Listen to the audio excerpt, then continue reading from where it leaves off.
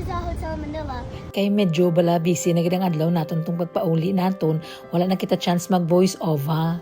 So karon balikan na naton initi kay medyo naka-recharge ang akong battery, nagabot na kami diri kay nasang kagaho, nakatulog-tulog sang gamay, nagpasikat na rin ko sa ugangan para mahawas gani tayo sa kalisod. So kung makita niyo diri tita, hindi lang artista nagabida-bida diri sinday ashid man, nagapro pa nilihig siya diri iya kay tinakahulog siya balaw, kakita man siya karon daspan kag silihig.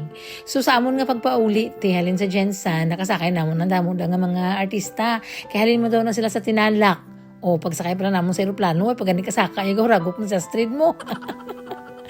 Kinapoy mo niya bata kayang lawa siya siguro nang wala na bala itong mga energy bala nga nagakurug-kurug bagid balahaw. So karon kiti tapos naman ang ibihibi na mapuli na kami, medyo nagluya nagawa palubat na siya. Ang iyang tulog sini halin gid sa Jensen asa nagabot kami sa Manila. Wala gani kami kabatsyag iya nga mga katapad namon na sa bus mga baby dolls gali na. Natingala lang pag kinuha na nasang maleta, nagdamo ka pina-selfie. So namangkot kami din sa auntie, nga tisin ko ng mga bata-bata din ng mga gwapa man. Nga damo sang ka pa-selfie sa ila.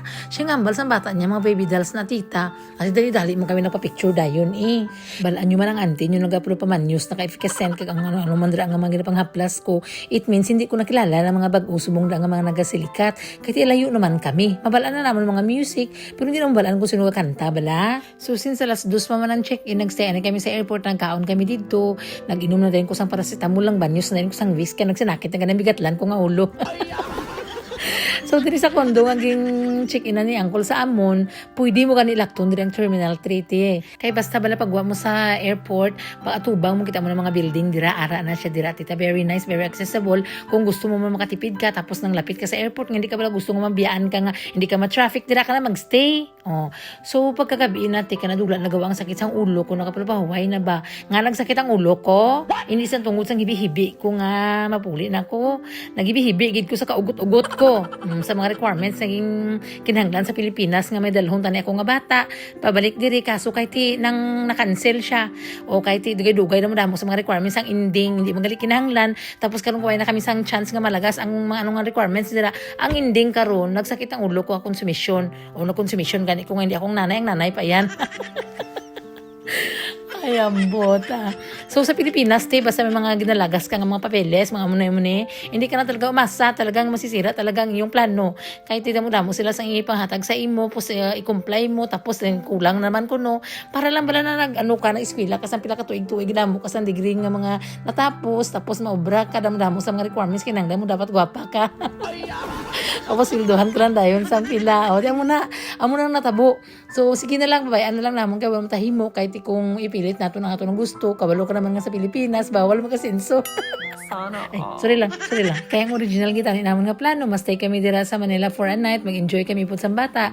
Magulang ko abi ka mga bata niya, makadto kami sa Vikings dayon, mag-dinner kami. Parehas ang last year bala, kami tanan. Kaso lang kinaka-cancel ganitan. Ging-cancel ko naman magulang ko, kay nagalukdo ako sa bunot. Sino ba lang ganahan da magkaon sa buffet nga kamulang nga tatlo, kundi cancel. Kaya ko cancel. Mabayad ka sang medyo mahal tapos kaunan mo na pila ka timo di logi ikaw. So naglibot-libot na lang kami sa MOA tita, ginbaklan ko mga bata sang ilang mga gusto kahit ibalan man ninyo nga sa pagpuli namon dito sa uma kung ano lang ang ara, wala na sila kaya na spoil ba mga turon, mga nang gulay-gulay amo na namon mga pagkaon dito tagulagi ko galuto sang kung anong nakasanayan nila kay ti siling ko kaon kung ano ang ara kay gin-train ko gina sila magkaon ka mga udong ka mga utan kay para puli kami sa mga wala tatay nila mapurgas sila. So pag-adbot naman sa Manila, tinagbalik na naman sila sa tunay nga kulay nila eh. Tapos na makal-makal kami. Sabi mo kung ano mga bit-bit namon, mga chichirya. Kaya maligya kami dito sa Australia, pamaligyan naman ng rinbit, tag 50, abi ang isa. dollars ha. So ang ulan to natulog na kami kiti aga pagani naman kami pagkasulod nga adlaw kay flight na naman babalik sa Australia. So sa amo na sa part 28 naman naton, bus duman kay matulog na ko kay lapyo pa jukern.